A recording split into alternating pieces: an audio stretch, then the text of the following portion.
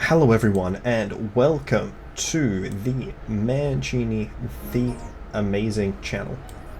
We're here today to give you the scoop on the latest scoops. With me is one of the incredible geniuses behind Pokemon Draft League flavored ice cream. Please say hello. Incredible genius, you brought a third person in on this recording? You're pulling the wool over my eyes here. Hi, I'm Keith. Good old Keith Thundurus. I'm a genius. Today, and each week following from this, and something I meant to do was get like pastes from us in advance. I'll try and get them for all 6 in future, but this week I realized I didn't actually have any of LS's pastes, so yeah. Next week will probably be me and LS, and then it'll be me and Keith, and then it'll probably be me and LS, and then hopefully in like the final week or whatever. And then will it be you and Joe Biden, or me and Bo Jiden? I mean, you know, confused ramblings, I think, on this channel. Look, I don't know if he was really doing rambling as much as he was just sort of going and stopping talking very frequently. But now, if we were going to say confused rambling, I would have thought that would be the other bloke on that debate stage. Let's not talk about it. To be honest, man, I don't really care that much about US politics. There was a point where I did, and then I was realized that I don't care about US politics. There are many elections going on in the world, and something that I learned after something. Look, this is not the time for speaking about it, but I don't particularly. I was shockingly depressed by the fact that nothing changed in US-Australian relations, which I think are pretty bad, like pretty unhealthy, and nothing changed under either of the presidents, because both of them just put up foreign secretaries who were just terrible, you know, from very much the same sort of thought processes, and you know the very unhealthy relationship continues. You know, it's official, people. Democracy simply doesn't work. Democracy does not necessarily affect the thing. But, you know, look, I remember thinking different things in 2016, and I thought stuff was going to change in 2016, and it didn't. I thought stuff was going to change in 2020, and it didn't. And it took our elections changing for the US to stop trying to extrajudicially torture and then execute Julian Assange. So, you know, that's nice. You know, is he back in the country yet, or I believe so. Is he still? Okay. Well, I mean, the country, you know, if you count the South, is still in Australia. Well, you know, it's like, unfortunately, you know. So today, South Australia exists. We are doing the funny. We are going through and watching the games from week 1 from each of the triple serve in chronological order. Like I said, in future I'm trying to have pace from either of the players to look at after the game. I probably should have the matchups. I can definitely pull the matchups up though. Pull the matchups up. Let's do some live editing. But I can just sort of talk about them. So, did you already pull the matchups up? No, I can just talk about the 6 we're seeing here. So what we're seeing is we're seeing a Grumpig, which is pretty cool. We're seeing the Beartic, which is strong given their 0 ice. Oh no, they've got Basculin, but that's a mini ice resist. The Heracross, like, seems a bit tough here, but it could still pull out some stuff. Yeah. As for them, as for the other team. That Duraludon does look pretty scary here, with no Dragon Resist, so that's a bit worrying. Same with the Dracolac, which is probably why they went Double Dragon. Not just Dragon Resist, Ghost Resist. That's Steel Resist. Oh, they don't have a Ghost Resist. Several Ghosts, and then like Last Respects. Yeah, no, that's a lot of... So, yeah, but... There's also, like, defensively, I don't think that team matches up that well into LS's either. They don't have great checks to a lot of the stabs they can be clicking. I don't actually have For example, Rhydon's stab combination is just sort of rips through this team pretty well, especially given Haunter's frailty. Absolutely. Look, it's very difficult for them to resist, to take the hits they also on both sides. Don't have a ghost resist either for Rotom there, which is nice. I don't remember, Rotom's slower than Haunter. It's 91 versus... Yeah, versus 95. But it's still, it's still pretty good. And I think, I just think that there's some room to move here for both coaches. And we'll have to see what happens. As soon as I finished my bias, which is taking me long to set up. I'm vamping. Anyway, Basculin. Okay, what's another Basculin racist. Anyway, I've been watching Dragon Ball Z with my girlfriend. It's been great. We do have really our got my games, attention. right? Our matchups, surely. I'd have to. No, I don't have mine anymore. I've already built for the next one. Yeah, but presumably you.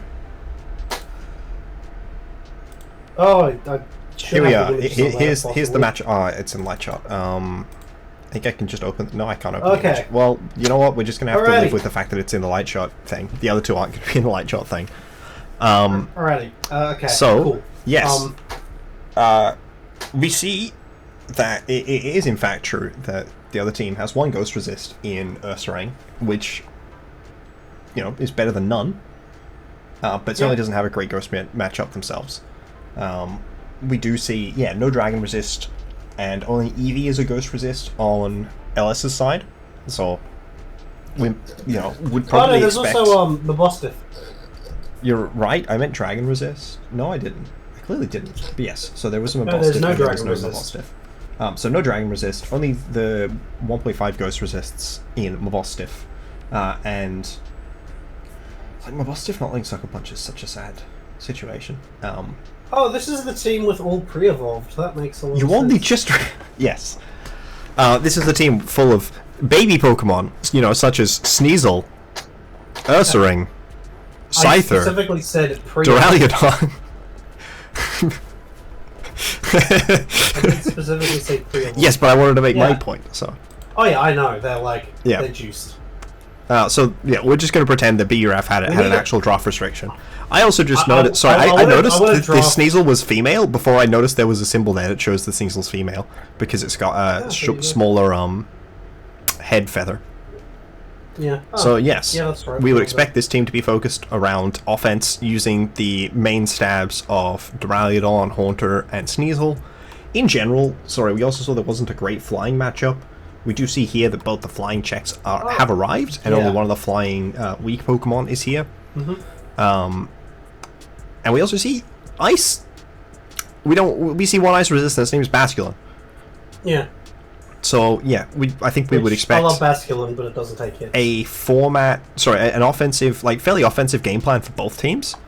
Possibly maybe the mid-range one where you'd expect maybe to get a single setup move off, but you would generally expect the teams to be focused around pushing through damage. And I think you expect either Scyther or Duraludon to hold the Eviolite here. If Scyther is not Eviolite, it's probably Sash. That said, I would maybe expect the Sneasel to be Sash. I wouldn't be shocked to see an offensive boosting item on Haunter. I have seen this game, but I saw it a week ago. We all played relatively early into the week.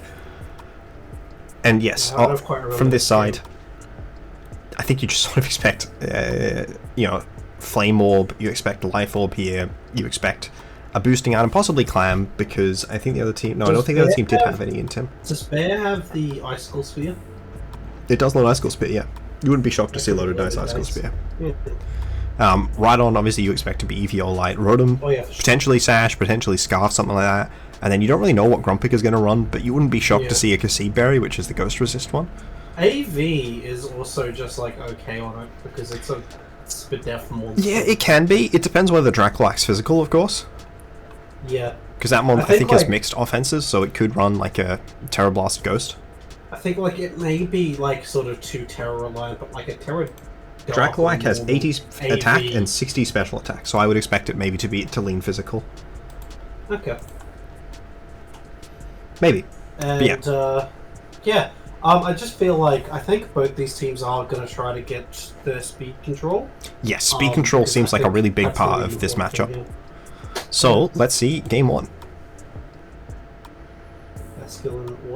So we see this team has led 2 Pokemon that are both faster than the 2 Pokemon on the other team, and then we somehow see Scarf Rain Dance go out.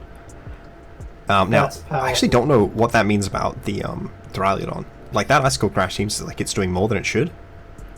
So yeah, we see it taking advantage of Rain Dance, Swiss Swim with the Rain Dance here to be able to get speed. Cool.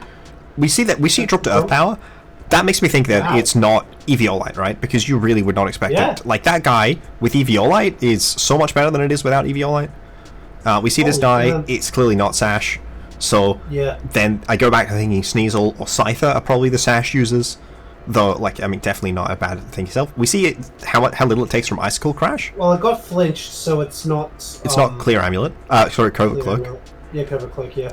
My expectation, with it taking 75 here, I think it must be Clam, that was pretty commanding from LS. That was great. I love the Scarf. Well, only 2 Pokemon left, and like got reasonable luck. Scarf Rain Dance Heracross is pretty good. Scarf Rain Dance Heracross is definitely something that you don't want to be seeing if your name is Raiden, Aiden, Fraden. Similar to our opponent. Oh, is that what BBRAF stands for? I didn't know. It's just a I'm not going to say the BBRAF's actual name, but it's just a portmanteau of the first and surname. Oh. Okay, that said, I'm standing by. It stands for Raiden, Aiden, Fraden. I thought it was, one of those, like, what do you call it? How did I forget the word? You know how it's like UN is United Nations, one of those things. You thought it was a, like an NGO? No, but like, where it's like, okay, the UN is the United Nations, or like... You thought it was an acronym? Just an acronym. Okay. Acronym, there we go. You just thought it was the acronym is for Aiden, Fraden. Okay, I thought it was very clear on that. So, game 2, I think we expect BRAF to be less scared of the Haunter game 1, because I think this game, turn 1, we saw the Haunter switch. Yeah, so we saw the Haunter switch. We saw a lot of damage go into the Heracross. If we saw that damage that went into Heracross going into Beartick, that's, I think, probably more of an issue. Yeah. Knowing that the Heracross is Scarf, so it's either getting speed control and then not being able to do anything. Like the Heracross locked into Rain Dance was a liability, and losing that turn 1 wound up being a really significant boon for LS. That said, I think even if it was a Gut set, I probably would have expected it to go for Protect there. So I'm interested to see what the thought process is. Was that Life Orb on the Basculin? Yeah, it was. I could honestly almost see, like, because I don't know obviously what moves this Heracross has, but it might even be a good idea to leave the same 2 and then just not bother setting up the Rain Dance and just like trying to attack. Yeah, definitely if the Heracross is like knockoff. Yeah, or like... Or even tomb, CC. Yeah, that sort of thing. Do you say Entomb? Rock Tomb. Rock Tomb, right. Yeah. Yeah, probably Brock Slide would be slightly more likely, but yeah. So then game 2, I clicked hyperfast. That's how I played the thing normally. I didn't actually mean to do that. I don't need... You've seen me call Nuzlocke, I don't need more speed. Alrighty, Grumpig and Reuniclus. Well, this is... So we expecting this to be like a pretty heavy Trick Room oriented lead. That's the coaching. Now, this coaching here feels like it's not going to be great. See, I probably am not throwing any damage into the Sneasel in this situation if my name is Goat Dozo. I am only scared about the Scyther here. So we actually see that the Grumpig isn't a berry, because if it was Conceived Berry, it would have been consumed. Yeah, no berry at all. But yeah, Electro Web for my speed, which is interesting. I think the main does beat the sort of thought process change that I would have had, like, difference to LS here, is I probably am expecting that the Sneasel is Sash. So if you have Dazzling Gleam, I'm considering clicking that. Certainly I'm not going to be throwing a Psychic into the Sneasel turn 1. Hold on, how much damage did it take from Electro Web? Oh, that's so small. It's grass. It's grass. Tearing into the grass type. Tearing into the flying type here, very effective. That could be AV, actually. That could be I think it's Eviolite. No.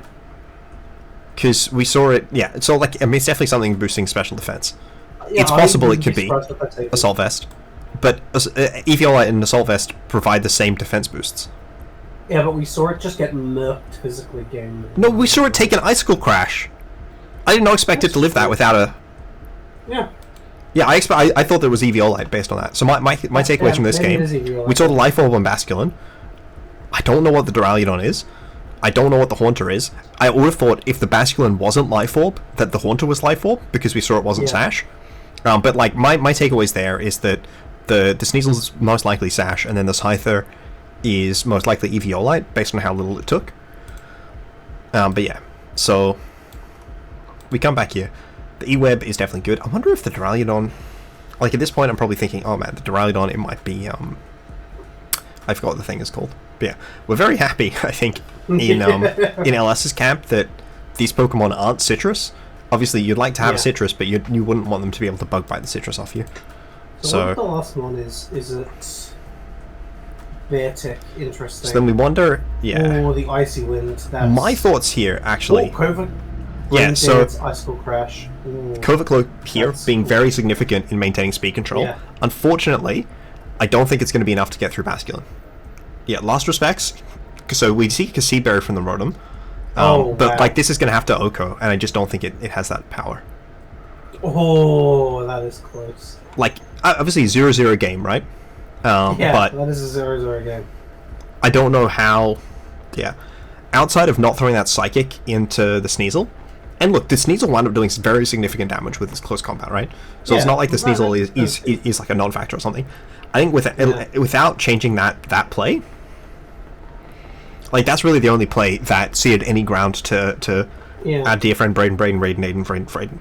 So outside of like clicking defensive protects, like that was a super close game, and it really shows how significantly powerful this coaching combination is. And I think that you have to try and respect the coaching combination in the next game.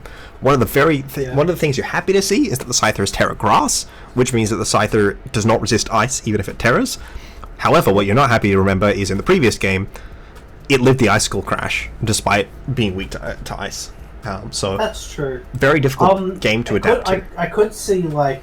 Maybe very even like similar, like if you bring the similar Pokemon, like have Grumpig like Icy Wind turn 1, might actually have been sort of better. Like I don't think the Icy Wind is necessarily going to make it faster than.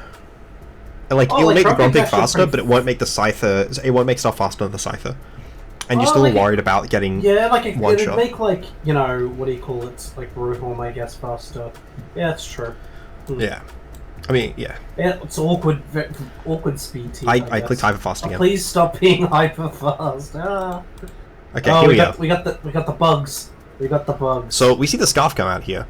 I would suspect, right? My first assumption here is that we're going to see like a sort of a rock slide, and then whatever the move is coming out of the Grumpig is probably ideally thrown into the Scyther to follow up shit there. But you could throw the Psychic here. I'm very concerned with the Sash Sneasel that it's going to be clicking Fake Out, and that Heracross is going to die. That's probably the first thing I assume here. But then I also think that you have to Terra the Grumpig, because the Bug Bite is not going to be, it's not going to be enjoying the Bug Bite itself. That's true. Yeah, it's an interesting lead combo. Hopefully for LS, there's no Fake Out here. Okay, so the switch is definitely interesting. Let's see if the Heracross is the one that goes down. Okay, so the Heracross does go down, so that switch wound up. I think you just have to Terra the Heracross that turn, though. Well, I don't know. I don't know what the Heracross's Terra is, so it's a difficult call for me to make. And that does nothing. Yeah, and then the Terra Grass Trailblaze being boosted to 60 base power through Terrestrialization, one-shotting the Rhydon at +1. That's rough. And yeah, look, we see this, and it lives because of that play, right? Like that's an effective play. This poison is very obnoxious because it means that it's coming in range of the next Gunk Shot. Though they had 2 opportunities, I suppose. Yeah. Combat. Yeah. And I think it shows just how oppressive a good Fake Out option can be, right? Yeah.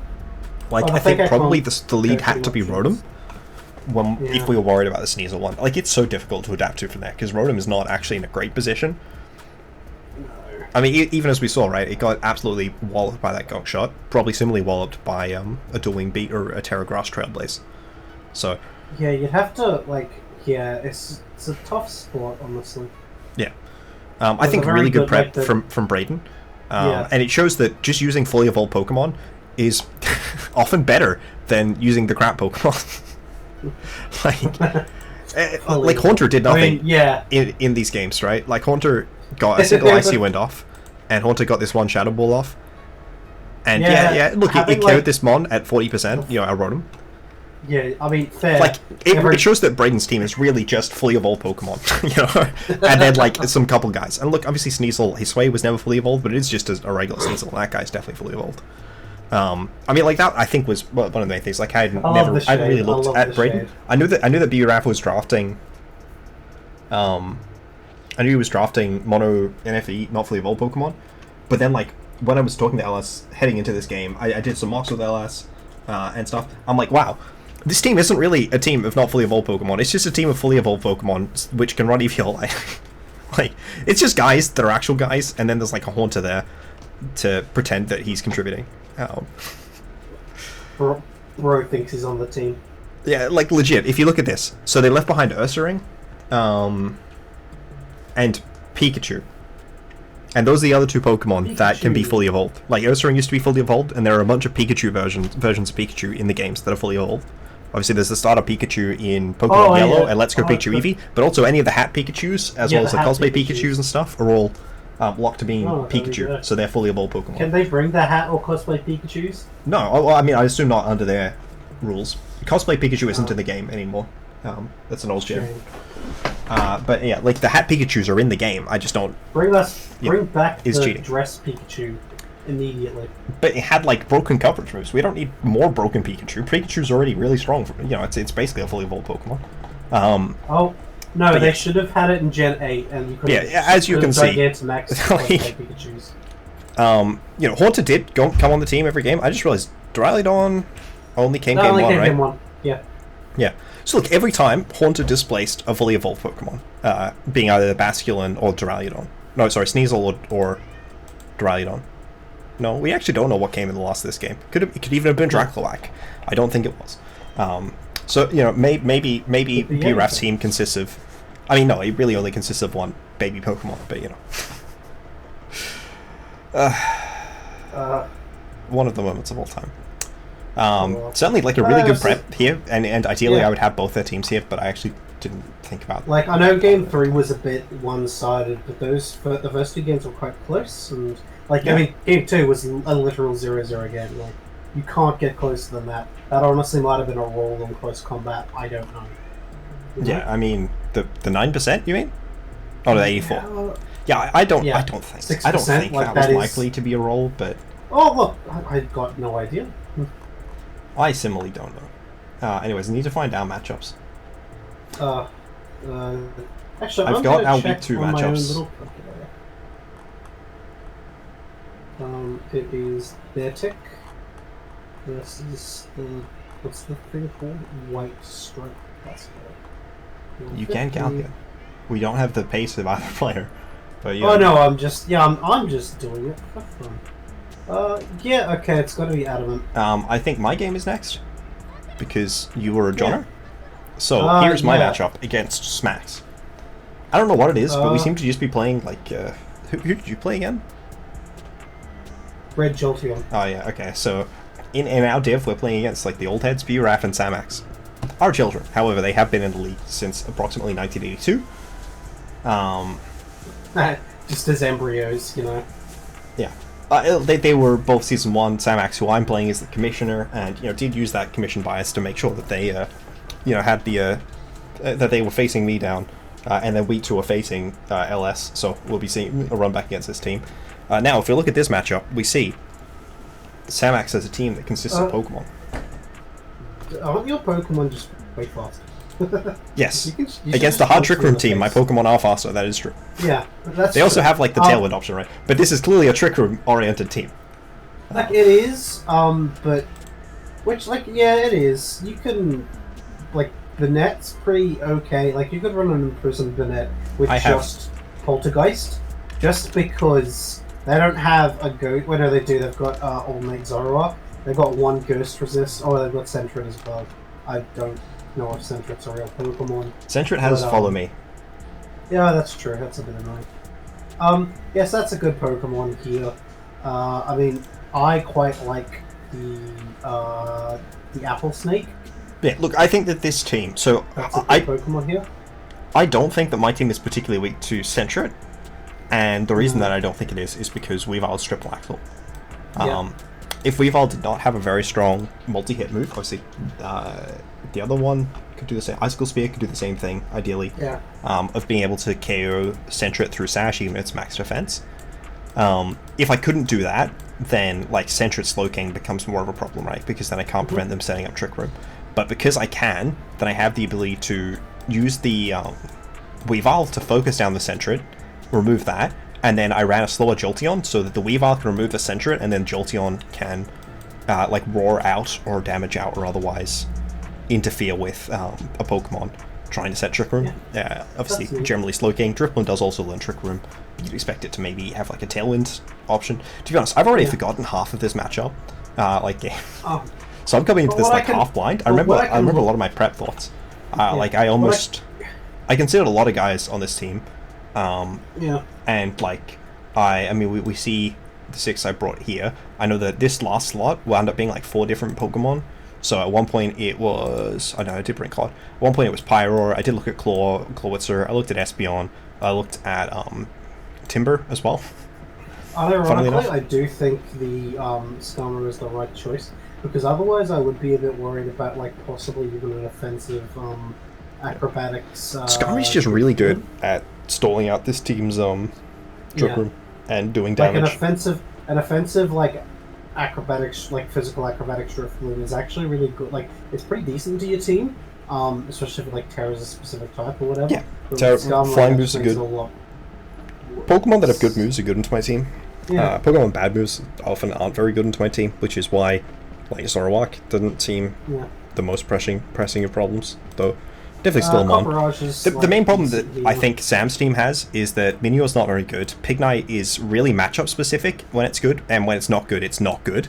Sandslash is also somewhat matchup specific, and it doesn't love the fact that like, what, you Earthquaking next to Drifblim, then you probably want to have Terrain up, or you're Earthquaking next to Minior, who's not very good.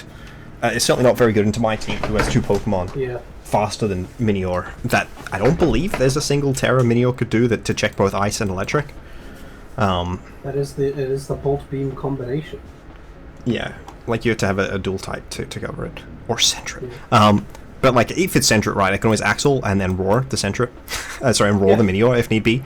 Like it worst comes to worst, right? I've got a plan for any of their sort of like 2-mon shenanigans if they're trying to use the Sentret. So that means they're using Thwacky, then I have potentially, like, obviously they don't know what actually I have, right? But they have to think that one of the mons can be Cloak and the other mon Terra Ghost. So Fake Out may not be an effective way to stop it. So they need to push damage, and if they're pushing damage while they're using Minior, they can put a different partner whose goal is to push damage, or use like Drifblim to facilitate them pushing damage, right? Because you'd much rather be clicking Woodhammer than Grassy Glide. I actually, in Mox, nearly lost a game to the Woodhammer KOing the Banette. As you saw, I did bring Banette. This team has 1 Ghost resisted to Zoroark, and technically it also has Sentret. Zoroark can die to Poltergeist, so... Oh, really? Yeah, if the Zoroark has no bulk, it can just die. Banette is a very cool Pokemon. It's not very good, but it's going to be better in this format where there are a few good Dark types. Yeah, obviously Intimidate is a problem. Luxray has 2 major sets, the Intimidate one and the Guts one, and both of them could be problems for my team. Guts does a lot of damage. Actually, does it have a 3rd ability? It does, right? It's Rivalry. Yeah, not great in this matchup, because I don't have many Pokemon that are gender-specific. I think? I don't think so. I think Espeon might be gender-specific. No, why would Espeon be gender-specific, but Jolteon isn't? I don't know. I would have... I don't know. Like, if someone was to tell me, oh, Eevee is gender-specific, I'm like, okay, I wouldn't have necessarily thought that, but like, I wouldn't be shocked. I'm fairly sure it is 88% male. Sorry, I thought it might have just 100. Oh, there you go. Of course, the Jolteon, also Espeon, right? That I brought was female, despite the fact that 12% chance or whatever.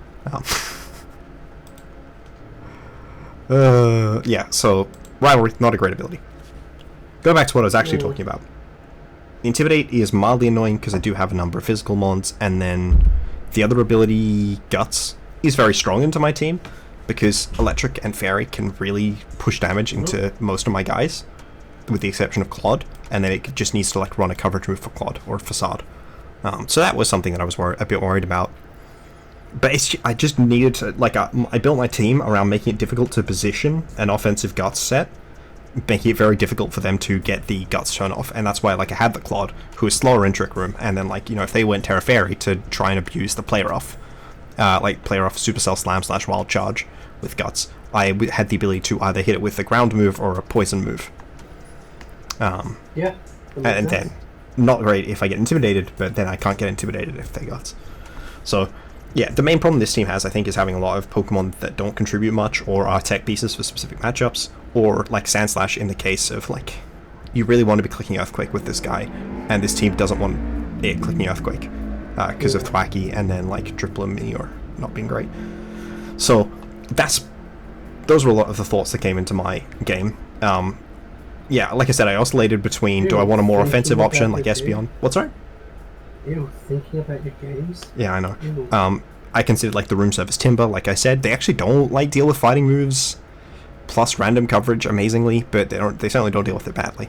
But yeah, basically almost Pyroar, almost Espeon. I think in this game, one of the other Mons was almost on the team, but I forgot. Yeah, and I really just thought it was going to be this top 6. And then if you look at it, it is the top 6. I tried to build for covering Pignite and Minior and Sentret. Could have been Sentret. But none of them came, so realistically, I wasted my prep. Yep. And it was, as we can see, big old waste. Oh yeah. I had the Pyro set I had was actually weakness policy with Spadef to take like a Life Orb Slowking, so that I could get a weakness policy boost from the Slowking trying to kill me. But yeah, I look at this matchup. I definitely think that there's like the Trick Room lead and there's the Thing lead. So the main thing I wanted to do was push damage. I think if you look at my team at Team Preview, I think you sort of expect like a Sash on the Weavile. Well, I can tell you none of the Pokemon are very sashy. I haven't built your thing. What I'm expecting is like one to have Go to Cloak, the other to have Sash, basically. Yeah, of Jolteon Weavile, right? I think that you probably yeah. wouldn't expect the Jolteon to have the Sash.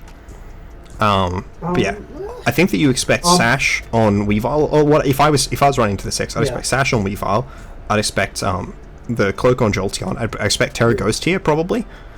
Maybe not because of the Thwacky, but definitely like a consideration.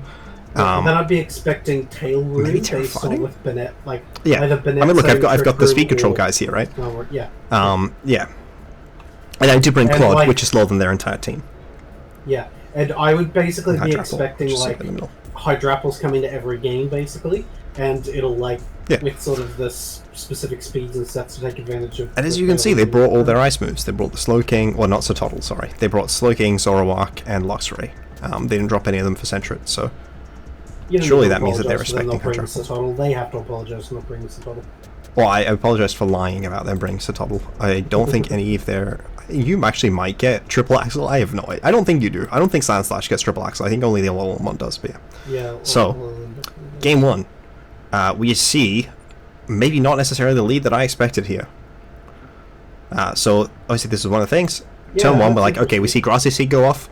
Either this is a very in-depth bluff with Zoroark, because both these abilities advertise, or it's not Zoroark. So theoretically, they could run Grassy Seed Zoroark, and I don't know until after game 1. And here, I'm just like, okay, all I need to do is go for damage, right? Yeah. So, actually don't even think I go for damage. But yeah, I'm just like, okay, I don't want you to Wisp me here, and I don't want you to think... We actually see a Life Orb come out, which I don't think is necessarily the first thing you expect. I don't know why I roared here, to be honest. Oh, well, probably in case they Trick Room, right? That's right. Yeah, I roared Dakota for the Trick Room option as well. As you were saying in the lead-up, you wanted to roar the Trick Room option. Yeah. Now, I did make it so that Bennett lives in Adamant Woodhammer. I did not make it so that Jolteon lives in Adamant Woodhammer. What I will say, though... I think Jolteon has 65 defense, though. Yeah, it's not great. Is it 60? What I will say, though... Yeah. What I will say is, like, the roar doesn't seem like the greatest move there, but, like, At least it resets the speed and the it removes the unburden. That's right. One of the things I thought about was the fact it does remove unburden. Yeah. So like Jolteon has 65. Its lowest stat is its physical defense, and its second lowest stat is its HP. Okay. It's got 95 speed F though. It's pretty good. Yeah. Yeah. Well, I'm gonna assume it's the same as Espeon actually. Faster. The only difference between it and Espeon is that they switch their speed and special attack. Yeah. Yeah. Well, there's not that many stats you can put in when you're the EVs. And I would have thought they'd switch around like stats. the like attack and defense or something. You know, like go for 60 attack, 65 defense or something. I don't know. Yeah, Banette comparatively has slightly higher physical defense and 1 base HP less. So I probably could have done that with Jolteon, but probably not at the speed I was going for, which was to be faster than Zoroark, and then 1 point faster than Zoroark. I think it might have been modest. Like, I don't remember. It's fine. I didn't lose, so I think you're faster than the bear. Not the bear. The what do you call it? The elephant here. So like with Weavile. So I'm going to assume Weavile at least gets an attack off before it gets murked. So that's nice. Yeah. So we see Tailwind. Unfortunately, the guy dies. But conveniently, so you get. We're like, okay, well, obviously I wish I hadn't terrified yet, because I'd prefer like a resistant to actually go into here, and we're like, okay, well, what's the Cobaraja here? I don't know. Probably does run a ground move, either Earth Power or High Horsepower. We see High Horsepower, so my assumption here is that it's not Life Orb, because it didn't control Life Orb, right? You tend to run Earth Power if you're Life Orb Sheer Force, possibly both, but yeah. Yeah. I've run both. I've run one over the other. That's normally an AV though. And look, I'm going to be honest. Sometimes, like, some people just aren't as in tune with Copperajah as we are. They seem to be pretty in tune. They did just kill my guy in exchange for taking 0 damage, so... That's not being in tune with the Copperajah. Being in tune with the Copperajah is running special. About as much, if not slightly more than physical, like we have done with Copperajas in the past. Yeah, I mean, look, he's a big... like, I am... So, yes, we see my Banette and my closer on Hydrapple come out. Was I shiny? I guess I was shiny. Either that or it only has the shiny. So, the good thing is, I get first gear, so I see that this is... I think you were shiny based on the nickname or something? I don't quite remember. Oh, you're right. It was so... It looked like... yeah. Oh, yeah, sorry. Something I wouldn't have mentioned. Nickname themes is that our nicknames are like trios of each other. So, like, with our top ones, we've got Mario, Luigi, and Peach. And then stuff like that. I think it's like... Yeah. So... Oh, like Banette and the 2 Grumpigs. Yeah. We see the Frisk off here, right? So the Frisk shows that the Copperajah is Assault Vest, and then we don't see an item on the Drifblim. So either, again, they're super juking us, and this Zoroark is no item. Or... This is actually... This is Drifblim. I think it's probably Drifblim. I don't think I'm winning in this position, but my main out is probably Tailwind to trick him. I think it's like look, I don't remember this set. I think I lost this game. I don't know that for sure. I'm pretty sure it went to game 3. I don't know that for sure. I don't remember this game. But yeah, Trick Room. So we see Icy Wind come out. It misses here, and that's definitely impactful. Or it has the ability to be. So we actually see it's possible I would have fainted here. We see an Earth Power obviously actually go out into that guy. We see that Assault Vest really taking some value, but they may be -1 speed, and I've gotten like the thing. I'm actually in like a reasonably good position. Yeah. If for sure. I'm good at Pokemon, and if you know me, you know because they're in Tailwind. I'm fairly sure that means that the Copperajah is. Yeah, these guys are both going before the Copperajah this turn. And we know that the we also know that the Copperajah is Assault Vest, so it doesn't have Protect. So either it's taking it, or Zoroark, Slowking, or Luxray is taking it, right? Yeah. And it can also Terra, is the other thought. Now, it clicks Terra Flying, dodges the Earth Power, and then dodges the Poltergeist. Now, I don't know if you know much about Copperajah. It does not lift that Poltergeist from 68%. What did double it? Because I didn't know what Terra was going to click. Oh, that's fair. I'm not that scared of the Drifblim, right? I think that... I don't know, I definitely am somewhat scared of the Drifblim. I'm probably not sufficiently scared of the Drifblim. I don't know what this Drifblim's running. For one thing, I can't Poltergeist the Drifblim, right? So it would have to Shadow Sneak it, or it would have to Fickle Beam it. And I probably should have gone for the Fickle Beam into the Drifblim. Yeah. And then Poltergeisted the Copperajah. but I Captain didn't. Hindsight, that was probably the play. Yeah, I mean, look, at this game 1, I'm pretty sure I'm losing. I'm just trying to get information here. I probably shouldn't have Earthpowered. I probably should have Fickle Beamed. I probably should have Fickle Beamed even if it was the Copperaja, in case it was like a bulky Intimidate Luxray coming in, or the Zoroark. So yeah, like there's definitely decisions I should have made differently. But this Poltergeist Mist means that the Copperaja gets an extra turn off, which means that I anticipate at this point both my Pokemon faint. I expect Copperaja to knock out the Banette, and then Driploom to like Icy Wind here. Well, even if it doesn't knock out the Banette and then attacks the... So we do actually see the Hydrapple survive. Okay. We see the Icy Wind go off, and so you're saying there's a chance. Yeah. 1 versus the world. Because I'm -1 speed. Now, we did just see that. It's possible that because they're like a Tailwind set, that they didn't have like min speed. So if they weren't min speed, then it's possible my thing was faster. Though I'm pretty sure I'm literally like speed invested on this Banette. But yeah, so unfortunately, I do faint. Oh well. Just hit your pulp next time, idiot. Yeah, I probably still lost. That's it. I mean, look, the Icy Wind isn't gonna make... It didn't make either of my Pokemon faint, right? So it's possible that I won. At the very least, I would have seen what the 4th mon in the back was. Yeah. And well, like, I'm gonna blame missing that information on me losing the game, so set. Or if I lose it, and if I don't lose it, I'm gonna just say it's because I'm the greatest player possibly in the history of the game, but at the very least in the history of this channel. That's like 90% of what like Pokemon battling is about, just like finding ways to cope with losses and planning. VGC is a lot of information games. I hate 90% accurate moves. Yeah. Yeah. Speaking of 90% accurate moves, I clicked triple axle in this game. Moves, okay, so this one, sorry, I meant to actually go to team preview, but we've seen the thing. Yeah. So, my read, is that they might want to switch up to Trick Room, and I need to lead stronger into Trick Room while also trying to lead well into this same comp. Now I know. So what? But I mean, you know, this is still a fine enough lead here. So you're like Life Orb on Weavile. On Weavile. They don't know my moveset. I could have Ice Shard. They've seen, I believe, only Fake Out and Triple Axle. Yeah. They've only seen Fake Out and Triple Axle. That said, I don't think that they expect Ice Shard KO's Drifloom. Probably not. Does it? This Drifloom, I saw only 2 moves on, Tailwind, Icy Wind. So at this point, I'm apprehensive of Flying Move, apprehensive of Ghost Move, still apprehensive of Wisp, apprehensive of Strike Sap. Those are the moves that I'm sort of... Like, last game, I Terra-Fired turn 1 to try and play around Strike Sap. Slash Will-O-Wisp. Wouldn't happen. Wisp, you're right. Yeah, like, Strike Sap doesn't... Yeah. And then, like, Drifloom here. Sorry, Banette here, no idea. Now, I thought it was going to be Strength Sap, but it was something far more sinister. Was it Minimize? Okay, so it was Hypnosis. Hypnosis.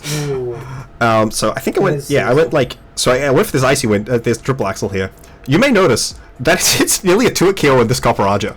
Yeah, so when I was saying that Banette killed Copperaja, I wasn't lying. Yeah, it's kind of crazy. And then the Trick Room, which is... Copperaja does not have good physical defense.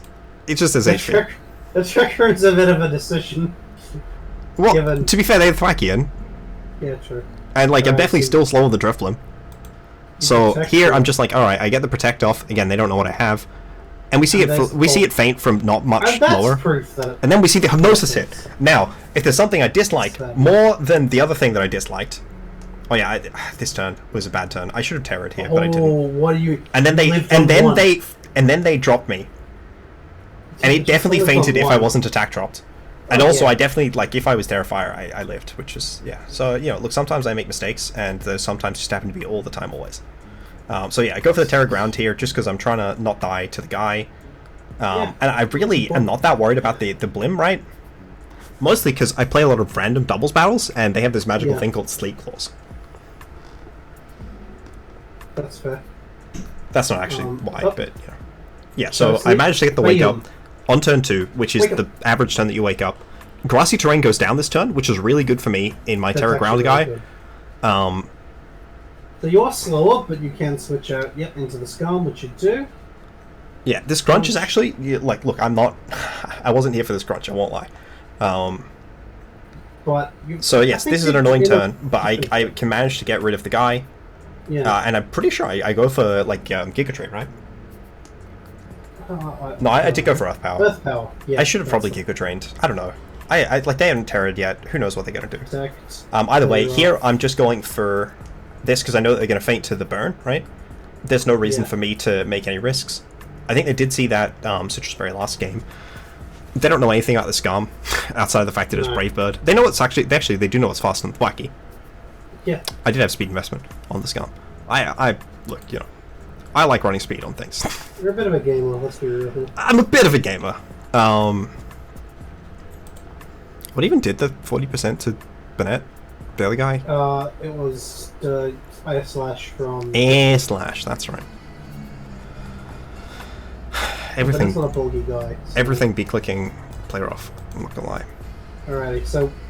Game 3, sorry. Okay, run us through your lead idea here.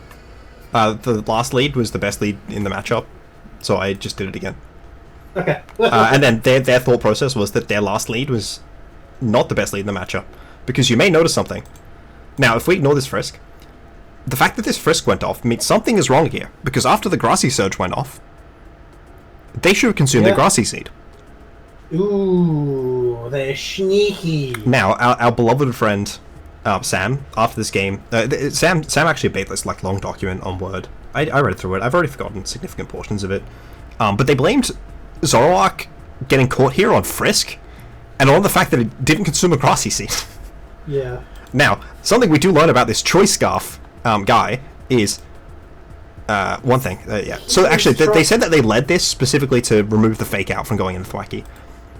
You know, thinking that, of course, a Woodhammer will surely KO Bennett. Unfortunately, they weren't Max Attack Adamant, and I EV'd for Max Attack Adamant. So, it didn't. Now, a double, unfortunately. This is the bulkiest Zoroark I have ever seen. It was supposed to be taking 40 from fake out, and it was supposed to be taking, I think it was supposed to be taking, 95 from Poltergeist. Scarf Zoroark is an yeah, like, the bulk is just because they only ran speed, like, Scarf for Jolteon, right? And then everything else they put into bulk. This Zoroark takes nothing! And I'm like, man, they can, Grassy Glide me, and then I would die. And I couldn't Shadow Sneak the Zoroark, because of the Grassy Terrain recovery. I'm like, that's annoying. I should switch. Then I switched. They also switched. And Maggie laughed. She's such a trooper. Good. I'm so glad I didn't have to get that third hit. Yeah, so we do see that now they have the speed boost. Bennett is chipped, which is not something that we wanted to happen. Also, we see that this is... Oh, look, a very injured Copper Roger. Yeah, and I remember Triple Axel doing... At the time, I was like, I remember Triple Axel doing a bunch to this guy, but I don't think it was that low. And then I remember that the Triple Axel hit it last game. I'm like, I wonder what that...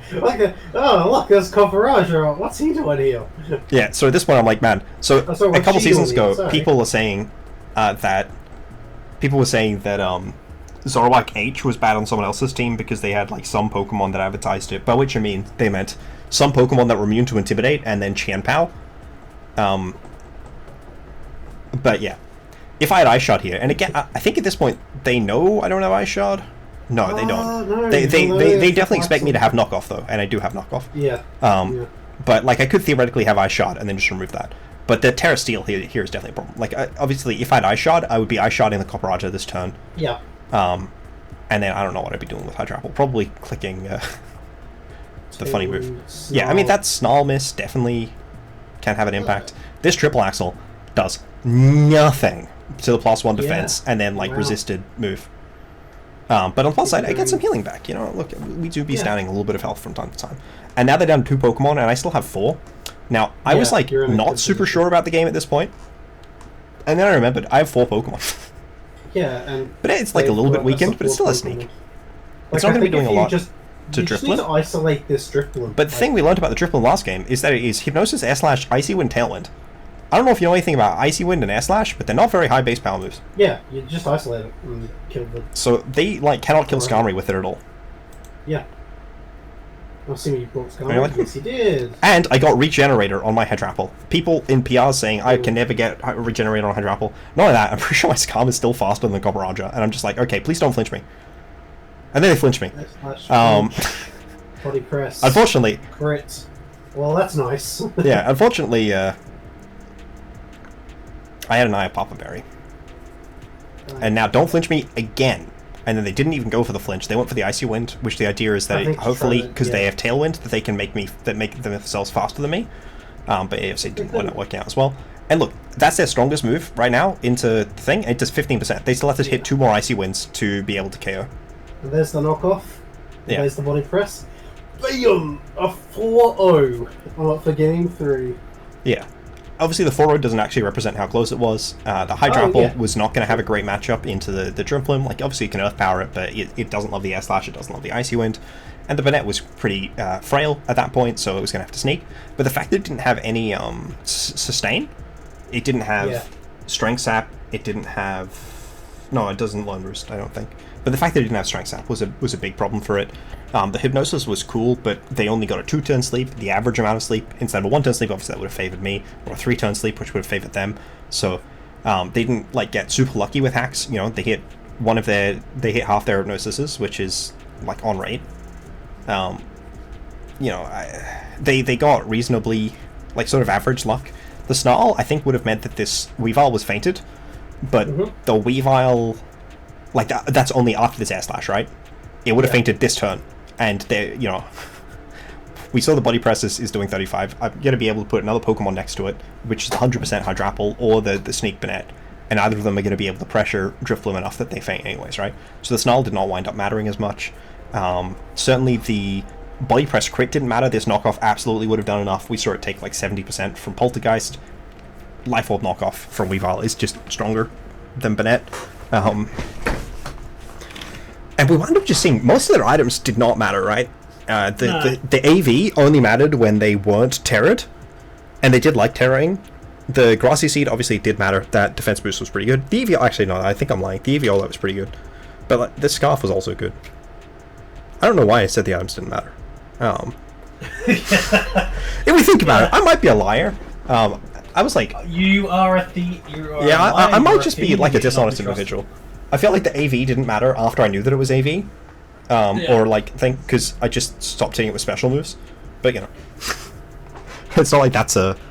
Yeah. I mean, people, I think, generally view my team as a specially oriented team, and I think that's because they well, not that I so want to tell people how to beat me, right? But I think they discount unreasonably the amount of offense that Skarmory is able to provide and Clodsire is able to provide.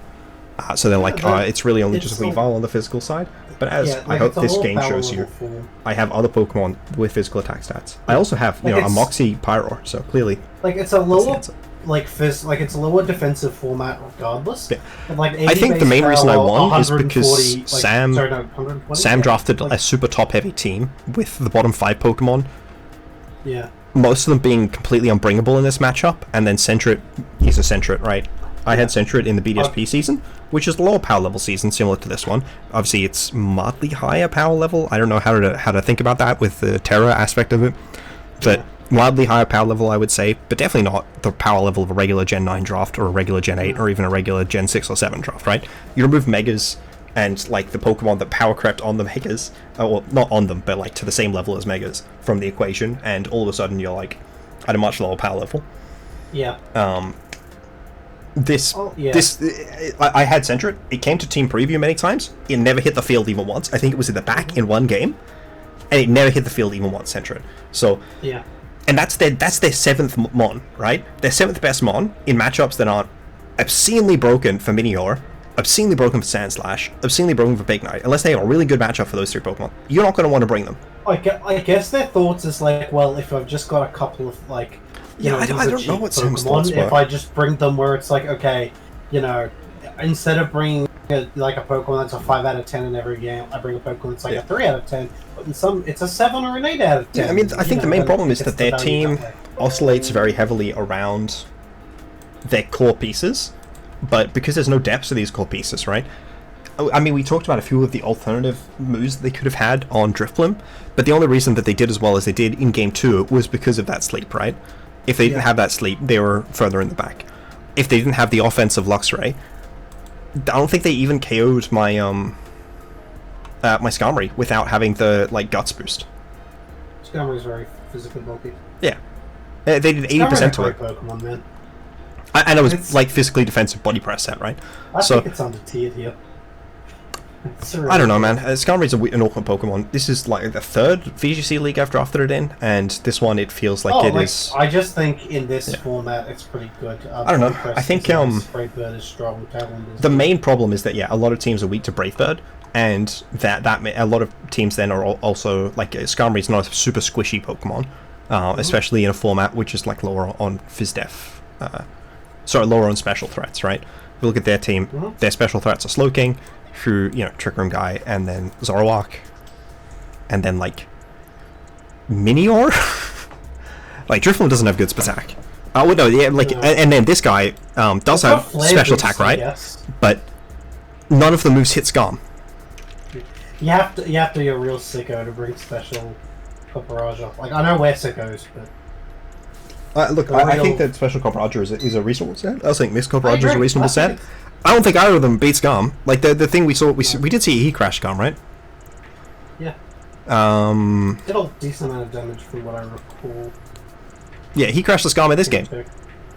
And it took an S/slash and an Icy Wind. Oh yeah, that's right, I had an Papa Berry. The Papa Berry is really good. Yeah. Literally that 31% got entirely from the Papa.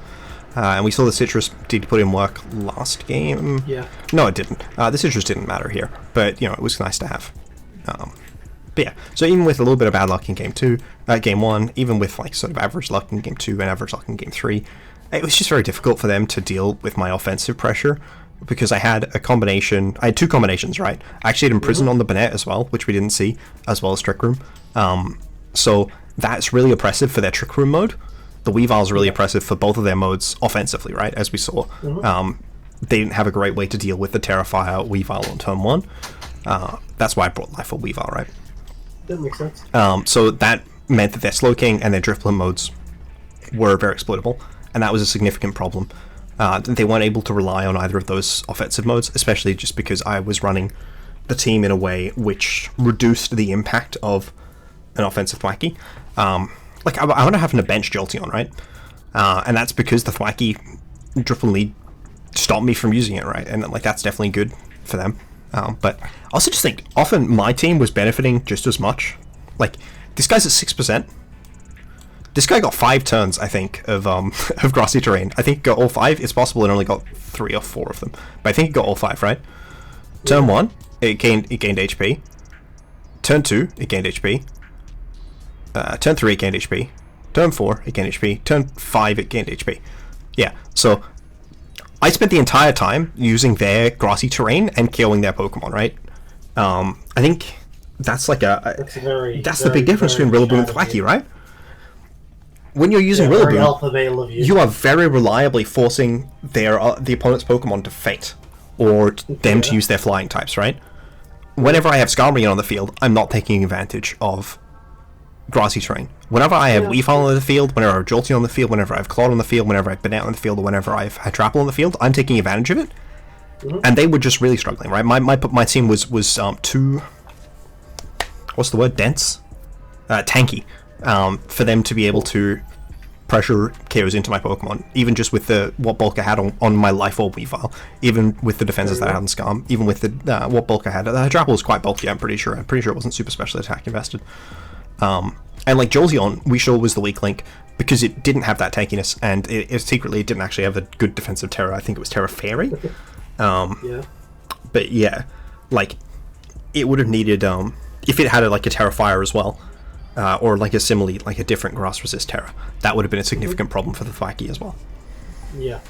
So that all makes sense. Yeah, I think that's something that Sam should think about. But yeah, look, I mean, I almost lost. I lost this game. I almost lost this game. I don't think I was at super risk of losing it unless I got that 3-turn sleep. But saying, if I got a 3-turn sleep, that's definitely something that does happen. Yeah. Yeah. So. Yeah. It definitely was a close game. But the reason that this game was so decisive was because this team did not have sufficient tools. And look, Sam mentioned in the post thing, even just having Luxray instead of Copperajah here would have meant they were applying a lot more pressure because Copperajah was too slow, as they were trying to use Tailwind, and that's true. I still have 4 Pokemon. You know, Yeah, it was weird that they didn't bring like their Trick Room mode, I guess. Even though it's like, well, I guess... it kept leading two Pokemon that could Oko Slowking, so... Yeah, okay, fair enough. Yeah. I don't think they ever learned what Banette's item was, but obviously it's me to fake out anyways. Yeah. Like, I can just fake out the Thwacky and then Poltergeist the Slowking, and if the Slowking doesn't have... Like, I think the Slowking either needs to be max defense with a neutral Terra, or has to have a, like, Terra Dark, or normal. Yeah. To live the Poltergeist, because I'm adamant max attack with Look, it presumably would be Spooky Terra Blade. Dark or something. But yeah, so it's definitely something that they would have had to think about. Yeah. And now we come to your game. I think this video is probably God. Yeah, here's my matchup. Okay, I'm gonna have a lot to talk about with this game, mostly about how much of an idiot I am. But let's not get to that. Let's talk about. Well, we'll get to the idiot thing in here, like a second. We can see a couple of things. I will say, I will claim both fame teams. as I think the only Poltergeister in this week to have not Poltergeisted a Pokemon that consumed an item. There you go. That's powerful. I think that happened to like two other players. Here we got my team, and my team's kind of interesting here, and their team's interesting. So one thing we noticed is that the Jolteon's on their team instead of yours, and that seems like a mistake. Yeah. Yeah, that's fine. Then the other thing we noticed is that your Trick Room is here- actually good instead of Banette. Yeah, but yeah, my Trick Room's actually pretty strong here because I mean, they look, it have is nose past, but, great you know. things. Yeah, I don't have great things into it, so Trick Room's actually a pretty good option here, and my speed isn't that bad because their speed isn't that fast besides Jolteon. Yeah, they've got the Jolteon, and then they've got Tailwind from Articuno. Yeah. Or So like, I Altaria. just felt like I could sort of have a fast mode and a slow mode here. Yeah, if you could play around, and if you could stop basically- them like e-webbing you, which Flygon does, right? Yeah. Then Yeah. my first thought when we looked at this matchup was that you can use Flygon Tailwind here pretty reliably because it's faster than everything. And then that means you could run like a Tail Room team pretty easily. But you're an idiot because I didn't bring it, so you know that's Is all that I'm true? saying. Yeah, I didn't bring it. Lol. Dude, Yeah, so I had a lot of like the first Hawk, really obvious, right? So I think the like Weavile and Slowking Galar, the Gen 8 OU singles core, I think are both just self-explanatory and really good here. As is the Hydrapple, I just think Are like, they bad setting in Gen Trick Room 9? No, they're in OU. They're in OU. They can just be the OU single score then. You know, it's fine. Yeah, that's fair. The OU singles core there. I don't think And then, Lurking I is just thought as that- good this gen as it was last gen, but it was very good last gen, so. Well, yeah, Weavile puts a lot of pressure on their Pokemon because they don't have great ice resist, given two of their waters are neutral to it. And the other one's their ice Brioni. type is also neutral to it. So actually, their ice resist is Litten and it is Revavavoom. River it's also Brioni. Yeah, that's true. And Brioni is Brioni. I will not fairy allow type? you to utter his name without first ascending the title of Sheik. Is Brioni fairy type as well at No. this point? Or okay, yeah. No, So, that's why like- Brioni's bad. That's why when we There you look go. here, we don't see Briono at team preview. It's because it's Yeah. not a fairy type. Okay. I tried so to use anyway, Brione, man. The fact that it's not a fairy type really sucks. So those three are pretty obvious, and also once Trick Room was set up, I just saw Gerda and was like, "Oh my god, you're a boss." horse. You're a dog. Because it close combats and facades every single Pokemon Let me on this forget you, team bro. really well. It's quite strong at it. This so team those does four not have were good locked normal very resists, right? They only No. have quick. Revavroom Nosepass and Revavroom, and Nosepass, which Nosepass is potentially the better of the two because it is sturdy, so that means it can live a Yeah. CC. Revavroom does not have sturdy. Yeah, and it also like has Rock Slide, which is really good for the Articuno. That is Gerda. Yep. So that was the fourth person on the team. Then The thing that we most want you. you to not do here is click Chili Reception and give their Articuno Snow. I did not bring Chili Reception. That was a good I call. was like, I can't remember. In a Maybe different I was matchup, you'll have to bring Chili Well, Reception to boost Weavile's Fistaff. I should. Don't tell people that. Oh, I think I was like Cloaks, Galar, that Yeah. sort of thing. Just for fake out stuff. Like looking at what my opponent Actually, came to. don't they even can remember. set weather. Was it Heaven you're playing? Oh, No, it's, Red uh, Jolteon. Red- That's right. Red Jolteon. Sorry, Heaven I think had Articuno last season. Yeah. So, Jolteon can set like both rain and snow. You will not for believe what Articuno rounds most of these and- Pokemon were drafted in. for Yeah, that's right. There was a bunch of. Did like a lot of pick traits. Yeah. Dude, the round 4 but- Jolteon is insane after it went round 2 in our division. Yeah, that's that pretty said, I good. think this round 4 Jolteon was before I picked round 2 Jolteon, so Yeah, that's true. But yeah, like the last two Pokemon took a while for me to decide. At times I wanted Flygon because it is actually pretty good if you can set Tailwind, but having two Ultra Ice Weak Pokemon in this matchup wasn't great. And also two, like, Fairy weaknesses against, like, an actual decent Fairy type isn't great. So I was a bit worried about that. Right. So, should we mention, Red Jolteon I think won last season? No. No? Who won last season? Oh no, Tay did. It was the previous season Red Jolteon won. Yeah. I came second in last one, if you will remember. True fans. We clearly don't remember. True fans of some other channel that isn't this one. When I never talked about it. Yeah, you didn't make a video, right? Watch my Nuzlocke. Yeah, watch my Nuzlocke, ladies and gentlemen. There. You didn't even mention it in any of the Nuzzets, right? No, I didn't. And yeah, so I was looking at Miss Magius as well with like a clear amulet or something. Like being able to Icy Wind stuff seemed pretty good. And also like Ghost is a good type here. I was clear looking amulet at for Jolteon, Electroweb. Jolteon, Electroweb. Yeah. Was it Clam or was it Cloak? It was clear amulet. Okay, so I actually don't want us to say what Pokemon we brought and everything, which is why I didn't. We just want to talk about what makes sense to the team, right? So your thoughts are they're bad into Ghost. They aren't good into Ice. They struggle to stop you setting up Trick Room, and once you're in Trick Room, you have the Gerda mode, which is very strong. I think, we do see the Berserker here, which obviously assists setting Trick Room and Fake Out. Yep. We do see the Grumpig, because they actually don't have a very good Psychic matchup as well. That was the other thing we noticed. It's not just that. It's also that they don't have good. They've got two physical attackers really, and then a bunch of special attackers. So like a Grumpig with some Spadef is pretty good, and Snarl is also good at that. Thick Fat. And Thick Fat as to well. Resist that with Articuno. Well, top with Articuno and just like, I've got Ice Beam Ludicolo, Ice Beam Articuno, Ice Punch on, like there's... You can see that with my two things. So Ice Beam on Altaria as well, potentially. Yeah. Because you expect that with the Hydrapple and the Flygon. Definitely, like, Grumpig is very good for the team. It's certainly better having two Ice Resists than three with Lantern. Four with Weavile, which I probably should have mentioned earlier. Then one? Do I have one? I don't remember. I have three. That's right, I picked up Pyroar and then Clawitzer. Broken. If you think about it, Clawitzer might be the greatest Pokemon of all time.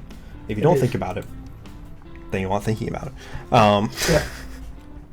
I do think that something that we definitely noticed is Revavroom is carrying this team's physical offense to a strong degree, and I don't think Revavroom's very good.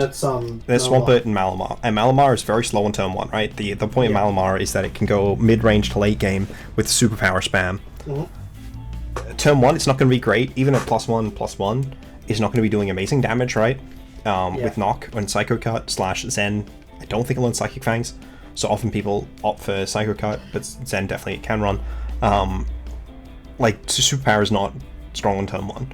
Superpower, I think, will not kill Berserker basically ever at neutral, so I don't know. Or maybe without Terra Fighting, I think might have been the calc. So it's really just Swampert, Revavroom, and then to some extent Malamar. But Revavroom is very frail on the special side, so that's something super abusable. And then that's like generally something that we looked at in this team. And then the other option that they have are physical Altaria and Articuno, because Brave Bird is just reasonably strong into you, but that's also, Berserker, Goat, Lantern, probably the most broken Pokemon in 2 points. I don't know why. I quite like Lantern. No, that's not true. That's a lie. In my other league, I lost to a 2-point Illumise, so it can be more broken. I had a Pignite for 2 points, and they had an Illumise. That feels slightly more disparate than the Pignite to Lantern. People are saying that Lantern's like a terrible Pokemon, but it's like it's fine. It was 2 points. It's 2 points. Like, this is a fine Pokemon. It switches. I'm sure you'll bring Lantern at some point this season. Yeah. Yeah, it can 1v1 a lot of water types. If you think about it, Flygon Lantern, broken defensive synergy if fairy types didn't exist. Lantern, basically a dragon resist. Yeah, exactly. If you think about it. Look, I just want you to think about it. Let's go to the games. Okay, so I look at this matchup. We see that they are super. Isn't that's just the top? This is the top 6, which is kind of expected. Yeah. No Revavroom. Yeah. I thought they were Revavroom. See, I watched this game. I thought they had Revavroom. I don't know why. I've seen this game. I think they use all 6 of these Pokemon. Yeah. Oh yeah, Alchemy Decorate Yeah. is another very slow thing, similar to the Malamar, right? Alchemy Decorate is really strong on turn 2. So if you just kill the Alchemy, it doesn't do anything. Yeah, that's kind of what I based. Like, that's why when I used Alchemy, I think in A to Z, I had to use Scarf Alchemy to be able to get it to do anything. That's hilarious. It's just so difficult to set off with that 127 speed, though. What, 68 base? 64, even slower. Nintendo 64. So, I think if I'm them, right, I'm probably trying to lead, like, a rain mode? That's with, like, what I was sort of a assuming, Jolteon Ludicolo, maybe? Yeah, with Fake Out and then... Or that, or I'm using just, like, Speed Control, just going, Bolt Beam with Articuno Jolteon. I think those are the two leads that I'm sort of thinking. Especially... Which is why I led what I led. Yeah, sorry. Well, and then on your end, I'm thinking I'm probably trying to lead just Trick Room. Potentially Berserker, potentially Weavile. I think both of them are reasonable options. If you're worried about them leading Ludicolo, I think you lean Weavile. And if you're worried about them leading Jolteon, I think you lean Berserker. Well... so, turn 1. We see Slowking and Berserker. Yep. Jolteon. So we see the Jolteon Articuno, which is exactly the thing that I said you'd want Berserker for. So I can click Trick Room here pretty well. Yeah. You don't know which of these Pokemon are Cloak? We think they're both reasonable Cloak candidates, right? Yeah. I just picked the one that I thought both these like Pokemon also have Roar. To... If I'm them, I'm clicking double Roar into the Cloaking right now, but you know. I just picked one, and I picked the Jolteon. But Articuno swapped, Fake Out the Jolteon. Okay, the Articuno did have the funny... Now, something we would think here, Slowking learns Grass Knot, Berserker learns Seed Bomb, obviously we've already seen the switch. We sort of, I think we expect, right, like, I've watched this game once. I think if I'm the Swampert here, I just switch the Swampert in against two Pokemon that I would expect to be sitting on Trick Room and clicking Grass moves. I think there's no way that they aren't either Window Berry or clicking Terra here, and I'd probably lean Terra, just because Terra's broken, and it means you can run other items, like I think maybe like a Soul Vest or something. Well, sorry, when I say, I watched Red Jolteon's video, so it's possible this is a Soul Vest. I'm pretty sure this is clicking Terra this time, but I think either way, you would assume this to be clicking either Terra or a thing, and then, because you're like a genius player, you switched out one of your ground weaknesses, ignoring the other Pokemon's also weak to ground, and then hopefully targeted the Jolteon? Well, we'll see. Greatest player of all time? Okay, they they switched the Jolteon, so you definitely wish you had targeted the Jolteon, right? Yes, I wish. And then they clicked that, they went for high horsepower, so you got the call, right? Your Berserker is naturally slower than this, so that's an investment difference. Or you think they are lagging, not lagging, what's it called? Power Anklet, or whatever. I think it's a leftover from when I had Tailwind on this team, I think. Okay. So yeah, it's a result of not necessarily the best investment. But don't worry, when we're speaking about bad investments, let's see what Seed Bomb. Yeah! Seed Bomb! Yeah, that was, rough turn, gonna be honest with you. I don't think there's ever a turn where you should make that. No, okay, now I want to talk about this turn. Okay. Because this is me being a fucking idiot right here. Like, you thought last turn was bad. So, you know, when not everyone's done I didn't think last turn was bad. You clicked Fake Out and Trick Room. Oh no, this turn too. I'm talking about for turn 3. So, and I'm sure, like, everyone has done this, in where you've clicked to move... Are you going to tell me that... and you forgot to Terra? Yes, I clicked Terra, clicked a move, cancelled, went to check a calc, was like, okay, click the same move, forgot to re-click Terra. I was supposed to Terra the Hydrapple here, making the obvious read of, they're gonna Ice Beam the shit out of it. So, if we press play, we'll see Surely what no one will happens. ever have cancelled and forgotten to Terra in the history of this season. Okay. Were you Terra Ground, by the way? No. Okay. No, I'm not. Water. Show you. No, I am Le Shuka. Ghost. Okay. Yeah, there's the Shuka there. You doubled neither of the Pokemon. I'm very confused. So I understand the idea was that the Hydrapple didn't faint, right? Yes. But you didn't double either of their Pokemon. Yeah, but I still had another turn of Trick Room, and basically I just wanted to... 2 more turns of Trick Room, right? But yeah. I probably in the position here, knowing you're Shuka, yeah, I'm definitely doubling the Swampert here. I don't think I actually had maybe I had close combat. You had Ironhead. Like, Ironhead doesn't kill this. I don't know. I would have definitely strongly considered doubling one of the 2 slots. Because, yeah. Obviously it sucks that you're not slower than the Swampert. Yeah, yeah. Like, even so, like, trying to remove one of their Pokemon. The point of Trick Room is not to necessarily kill all 4 Pokemon, but it's to try and kill as many Pokemon as possible. Yeah. And the main point of Trick Room, right, is speed control. So you want to deny your opponent the ability to click moves that matter by making their Pokemon faint in those turns of Trick Room. So generally what I would do here, and obviously this, like, you know, Pokemon's a more specific game, but generally what you want to do is try and identify threats and then remove them. If you don't have the ability to remove Swampert, don't spend resources assaulting Swampert, spend the resources assaulting Articuno. Well, yeah, to be fair, whether I've done this... The Articuno could protect you. That Swampert is dead this turn if I click the Terra, you know what I mean? You said you weren't Terra Ground, so it's not. What do you... Wait... No, you mean it's dead next turn? Yeah, it's dead, like, it's dead turn 4. That was my just sort of thought, and it's like, okay, you know, that was what I wanted to set up. Anyway, at this point, I think I'm fucked, so what I'm doing is I'm doing a classic case of playing to my outs at this point. Are you going to click Focus Blast? I don't believe I have... Oh, do I have Focus Blast? I don't remember. I don't have Focus Blast. Okay. So we see a Protect and the Power Gem here, and there's the High Horsepower, and that's rough. I've got 1 turn of Trick Room left, and I've got Gerda. Oh, but you have the Goat. But Gerda is a good Pokemon. We Terra Bug, just in case. Terra Bug to get rid of the High Horsepower. We Power Gem, and we Close Combat, and I've had my life red just then. And I'm about to have my but the great news is, Malamar sucks. Yeah. It's leftovers, so it's not even like a Life Orb or a Dread Plate or something. Malamar sucks, but also the good thing about this is that I can get the I don't really think Swampert is. We might think the Swampert's still Rindo. Because I would expect it to be Assault Vest or Life Orb would have been a consideration, something like that. Yeah. So like we saw leftovers come up from Malamar, and we know it's not citrus because the Articuno is citrus, but like obviously if it had consumed a citrus berry, that also would have made some sense.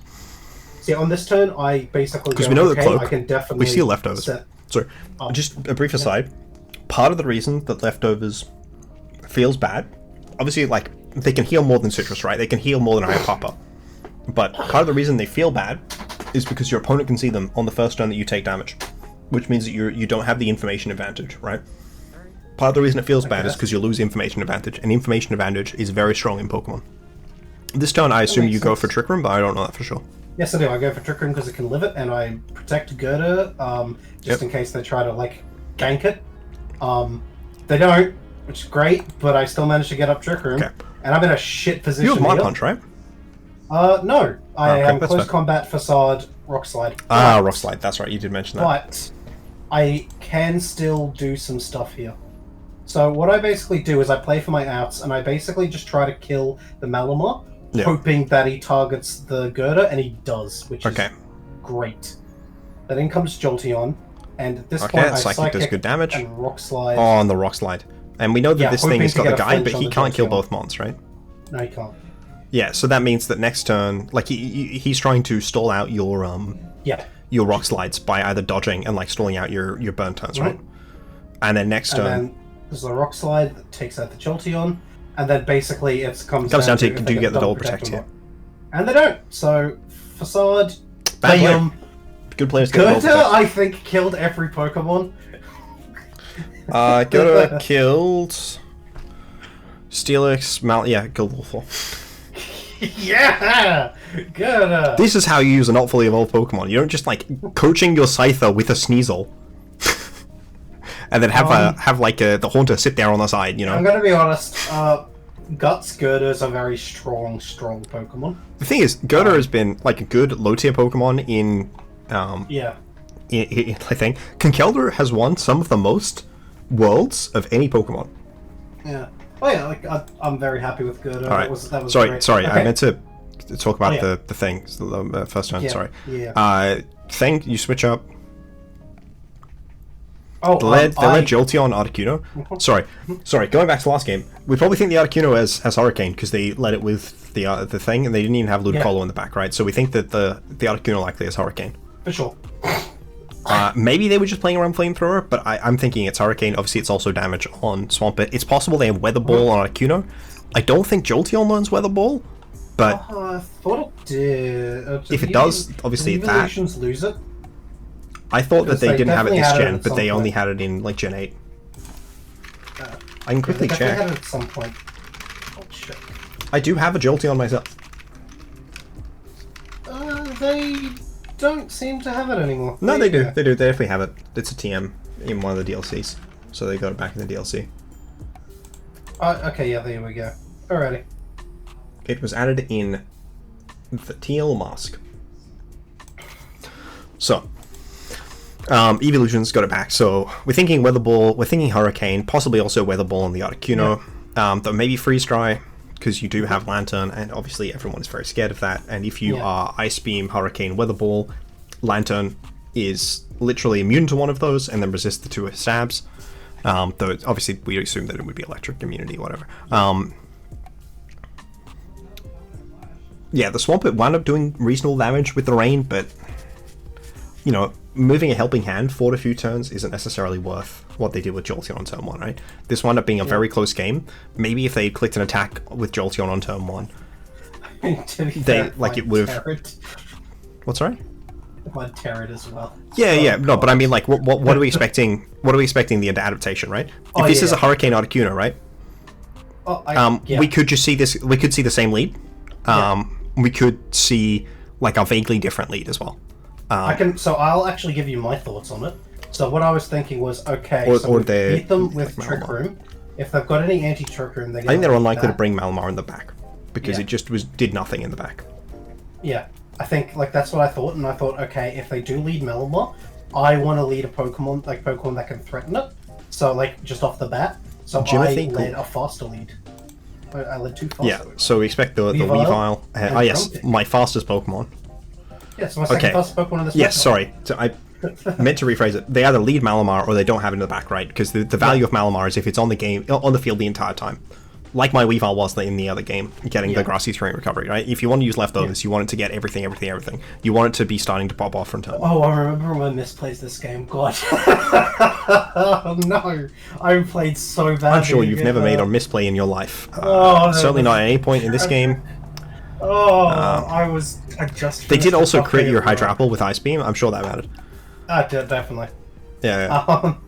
So, yeah, there's the Malamar. That Okay. goes for Protect. I fake it out because... Okay, so the other thing I was saying like 2 seconds ago about doing damage to Pokemon, Yeah, I was talking about it specifically in the context of speed control, right? yeah. You have speed control by leading fast Pokemon, just kill the Malamar. I was afraid it would like try to Terra Steel or something and then hit the Grumpig. So basically I was like, I'm just going I'd be to much more scared if it's fake it- superpowering the Weavile. Okay. Yeah, Yeah, I mean, was that makes like, some sense. Whatever it happens, I'm gonna fake it out, and then basically, like, hope if they don't protect, I'm gonna fake it out, and we're gonna see what happens. Terra Anyway, they go Fairy. into Terra Fairy, Electro. I think they're still slower than you, right? Flying. Yeah. Yeah, we knock off, which isn't great. Yeah, like I was superpower. probably, if it was me, I was probably Digleam and knocking turn 1. Which isn't that different to the fake out plan. I just don't. Here comes a Protect. Shadow Ball, the Spadef drop sucks. Spadef drop is important because it means the next ShadowAll will And we KO. click Facade, and Facade does a decent amount. Now, here's where I make a mistake because I'm a goddamn idiot. I click, Oh, you click Fickle Beam here. but it's okay. It's okay. You So had to get a double Terra protect. Yeah, I had to get a double. Because of the Spadef drop. It didn't matter. I had to force my Terra. You were in range without the thing anyways because of the burn. You took 12% extra from burn. You were at 32 and. Oh they yeah, at but I wouldn't 34. have had to protect the first turn. The previous turn. Yeah. I mean, you would have fainted obviously to a double it with Malamar. Yeah. But yeah. Like basically, I had to double protect this thing, and then I had to Terra. Yeah, that this, so Fickle I Beam didn't play. die. Yeah. Look, Now let me just say that you may not be the most honest player in the history of the game. But it's fine. So I had to switch out here into Grumpig because most great- Grumpig is now like tied to actually do some pretty serious stuff here. I protect on the Shadow Look Ball. at that, and I 13%. Beam, Thick fat. Thick And then I bring fat. in Gerda and let it die. That's fine. And Yeah. then I start snarling. Which doesn't I affect like the a Jolteon. Dog. No, because it is Covert Cloak. But crit Ice Beam. But what it does mean is that like Shadow Ball doesn't actually do that much at all because I'm AV. And I just keep reducing the special attack of Articuno. You dodge the hurricane very skillfully. Yep, I'm a skillful player. Earth Power, bam. And then it's these two. So I can Snarl again, bringing that Articuno even And we know that slower. the Swampet's incredibly slow. Man, that Articuno was not very invested. No. But then Energy Ball that, and then I think at this point, unless, like if it's a Roost... It has to be a Freeze, right? Freeze is the main problem. Yeah. I get the Fickle Beam, I don't know how much it... Mario is going all out for this attack. Yeah. It reduces their chance to freeze you, right? Yeah, basically. I managed to really pull that did you know out. if you had just simply killed that Malamar instead of clicking Fickle? Look, what you need to understand, right? What you need to understand is you were that calling the Swampert switching.